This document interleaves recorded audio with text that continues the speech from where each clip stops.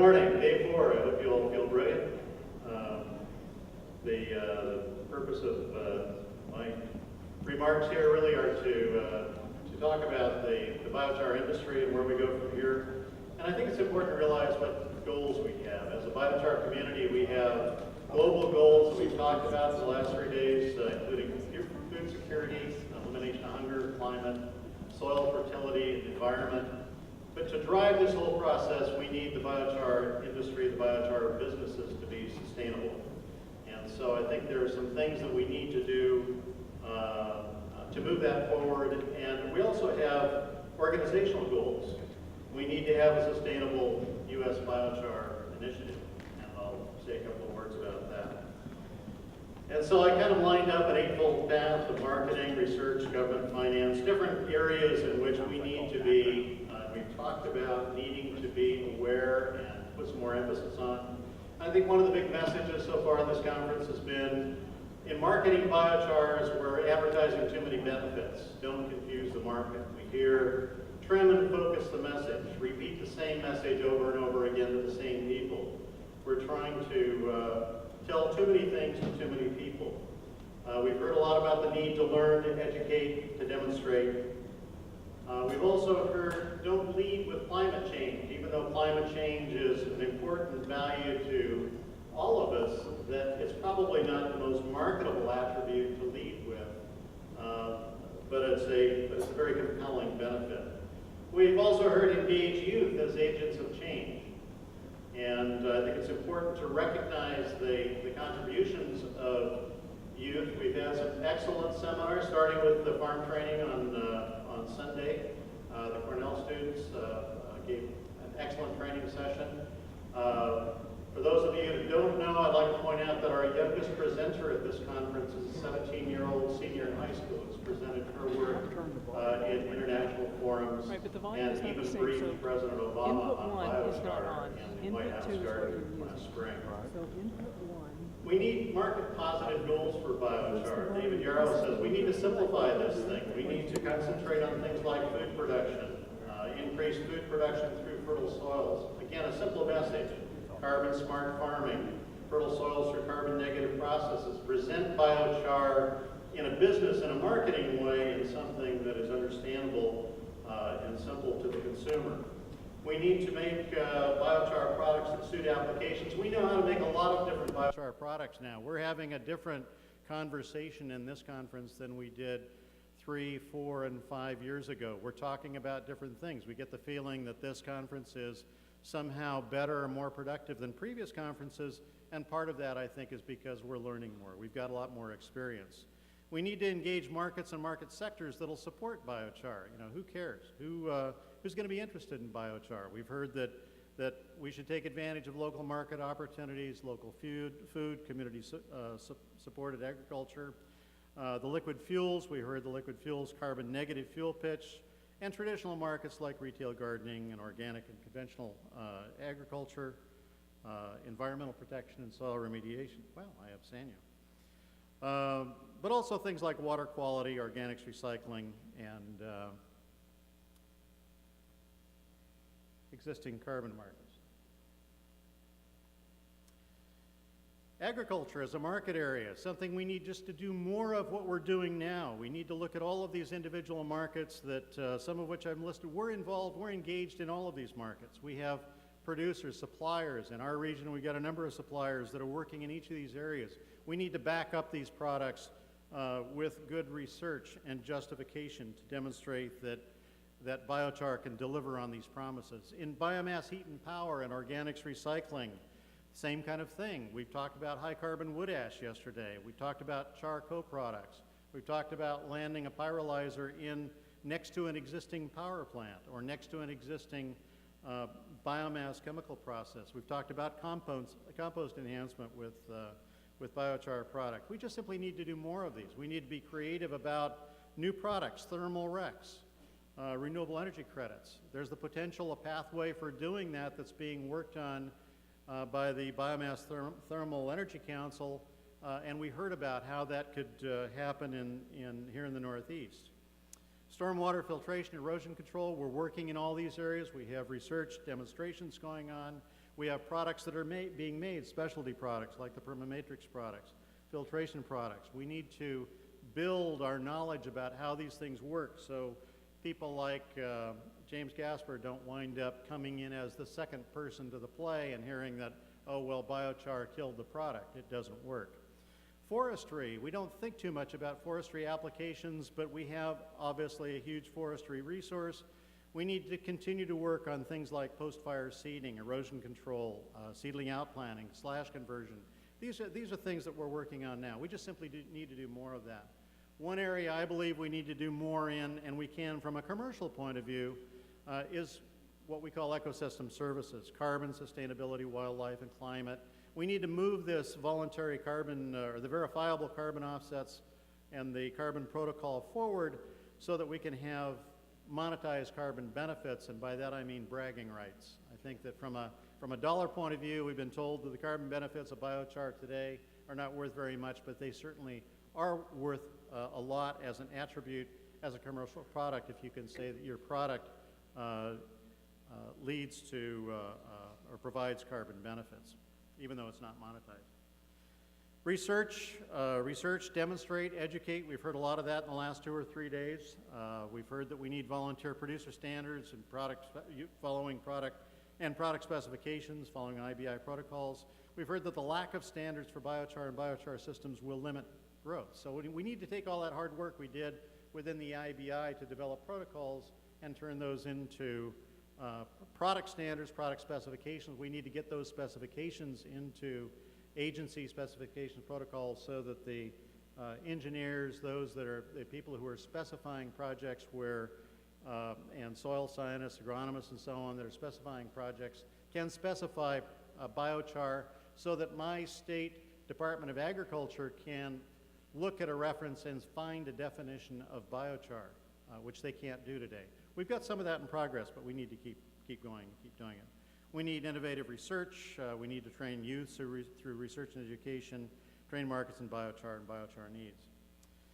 The need for education and training and demonstration, I think, has been repeated many times in this conference. Not only the producers, but also the consumers. The cool food kind of approach, carbon stable farming, these kinds of things are all part of the education process. We need to educate the contractors, tree service people, erosion control, landscape contractors. We need to make biochar known to local and federal government. You've heard government people at this conference talk about their need for us to go and talk to them. We need to suit education to consumer needs. Again, David Yarrow points out that we're asking farmers to change their materials, their tools, their methods, go to a more probiotic production. This is a long process we need to engage in. We need to make use of tools and infrastructure that we have. The Cooperative Extension Service has always been very valuable. We heard from Congressman McGovern, we need to find partners in government who will push the policy decisions in agriculture, environment, R&D. We need our presence more felt in local and federal government. We need to cultivate biochar advocates. We need to enable agencies to permit biochar for appropriate uses. Again, that specifications angle. They can't do anything unless biochar is on the list. And an important question we heard the first evening was, what is the ask? Well, here are some. David Laird gave us a series of things which are targeted specific federal policies. We need to tell the legislators what they need to change or endorse. These recommendations for EQIP, the CRP, Conservation Innovation Program, the REAP program, funding the ARS. We need targeted specific policies that will then help us in our biochar business. We need to access state incentives, policy, and permitting. We discussed this with regard to the Northeast, renewable portfolio standards. There are ways of getting biochar to benefit from RPS and thermal renewable energy credits, but we need to do the work to get our biochar into the equation, get it defined. There are definitions about efficiency conversion, the conversion of biomass to energy that may preclude the thermal processes that we use to make biochar. We need to change those definitions so that we're not left out of these kinds of policies and incentives because of the way efficiency is defined. And again, we need to educate state agencies in economic development, energy, agriculture, and environment.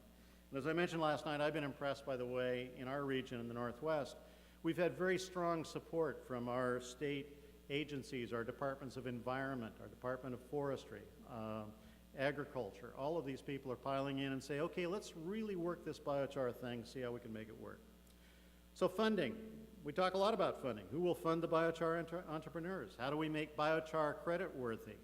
We've heard that if there's no char contract, there's no char financing. And so char projects are being financed on the energy side rather than the char side. We need to figure out how to get char funded through the offtake contracts. Although we've heard some rosy pictures about the future of biochar just from the business case. We heard the Cool Planet business case yesterday, the costs and benefits, that it can be a profitable business. Biochar now tells us that there are more than 20 markets that are out there. We need to produce consistent, high-quality products. We need to solve grower problems that limit production. Rather than increasing yield, we need to show how biochar can solve some of the problems that they face, so they in turn will buy our product and invest in biochar production. Again, co-production, we've heard this of other products making biochar, activated carbon and energy, examples, Phoenix Energy, other businesses. And we've heard that it's really tough to fund a biochar-only kind of an enterprise. We need to develop innovative technologies in pyrolysis, gasification, combustion. We don't have any drop-in-the-cart tech. You can't just go to the web and drop a significant technology, significant production into your cart. You can buy stoves. I don't know, maybe you can buy an atom retort on the web, I don't know.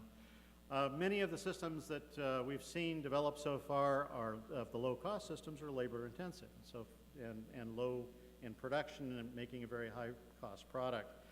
There are some automated systems that are higher cost that are a limited number of producers that are actually producing at what you might call an industrial scale, which might be 4 or 5 tons of biomass per hour.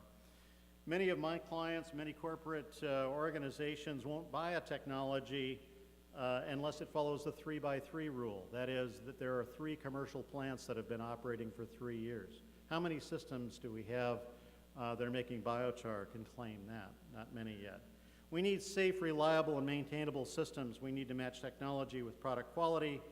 But, as we've seen here in this conference, there are many promising small industrial technologies. We have some examples here that have been talked about in this conference, both in the front halls and in the back halls, that I think show some light for the generation of biochar, even at the very, very small scale.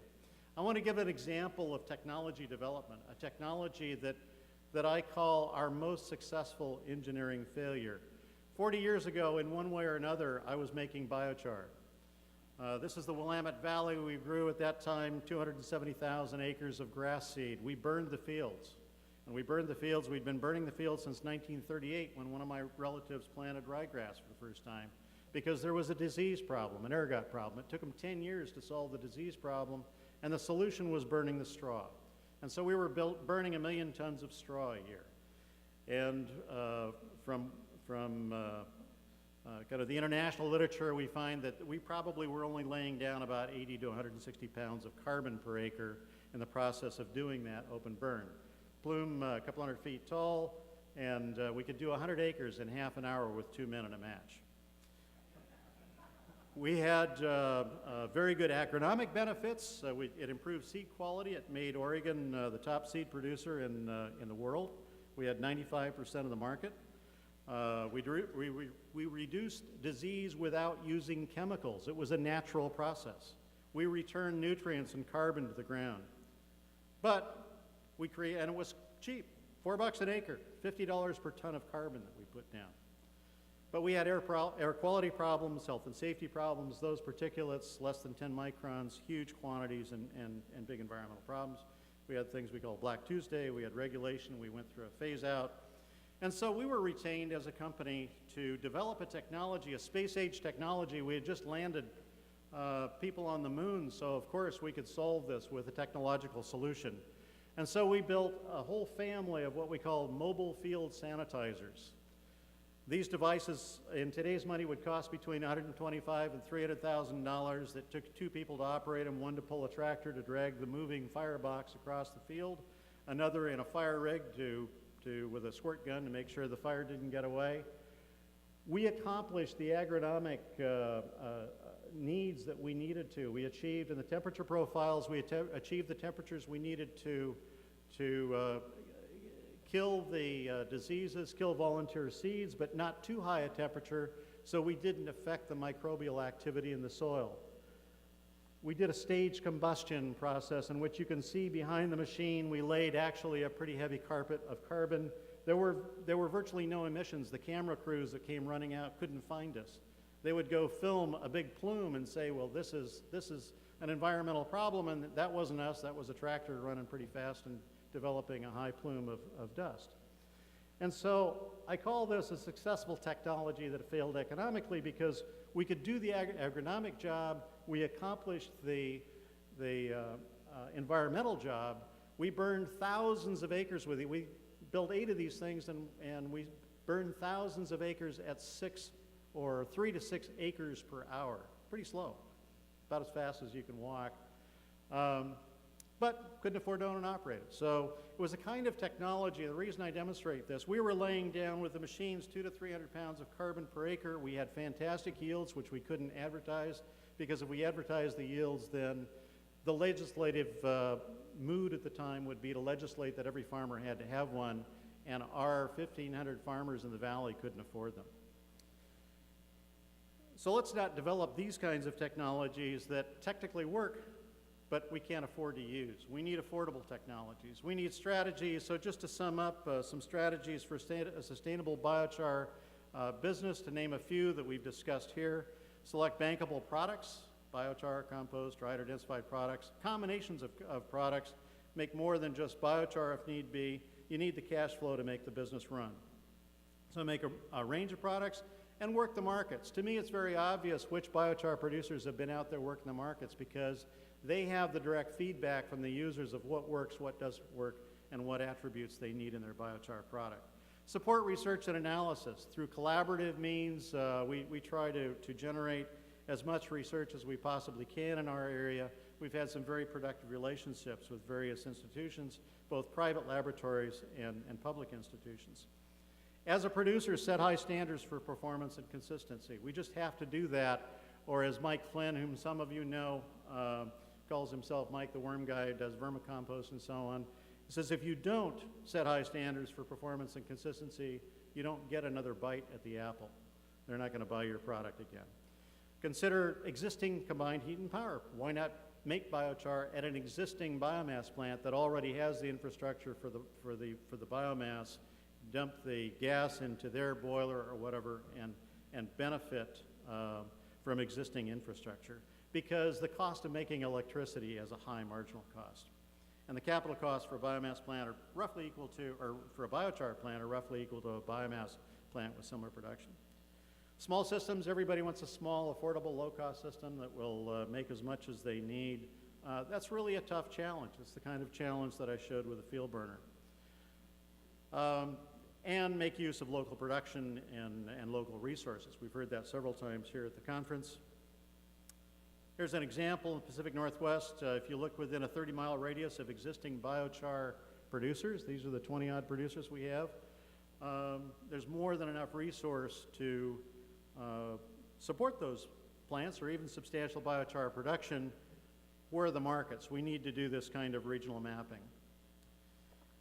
And finally, we have some organizational goals and needs and the waypoints, some work that we need to do. As David Yarrow points out, carbon creates community.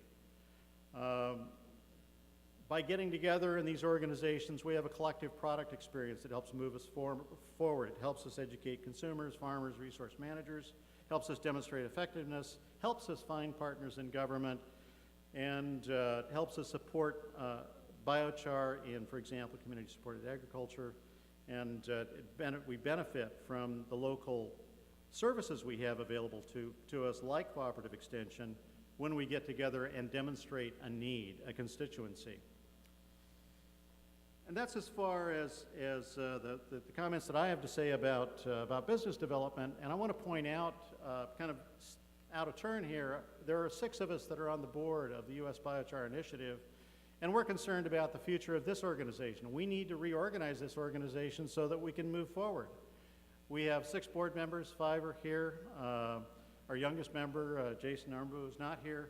The funding, we started off, we got this project launched with some grant funding, but for the last couple of years it's been funded mostly by Gloria Flora, bless her heart, and volunteer activity from the rest of us.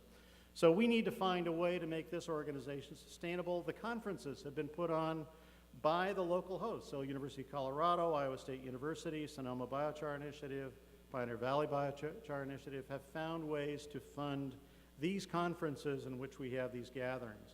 We need to find a way to do that on a more sustainable basis. So we need to organize ourselves for sustainable funding and future growth, which might be, and one idea we've thrown out is an association of regional organizations. If we can build up biochar in the regions, can we pull those regions together and support the national organization? So that's just a leading thought, so that we can move forward. And pardon? Oh, the last slide is just advertising.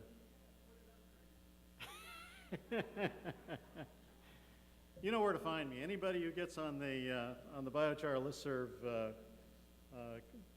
can figure out where to find us. And oops, I'd like to thank my daughter, actually, Erin Rasmussen, who's here. Many of you have met. You ought to meet her if you haven't. She's the one that runs the listservs and the high-tech part. Erin, if you stand up.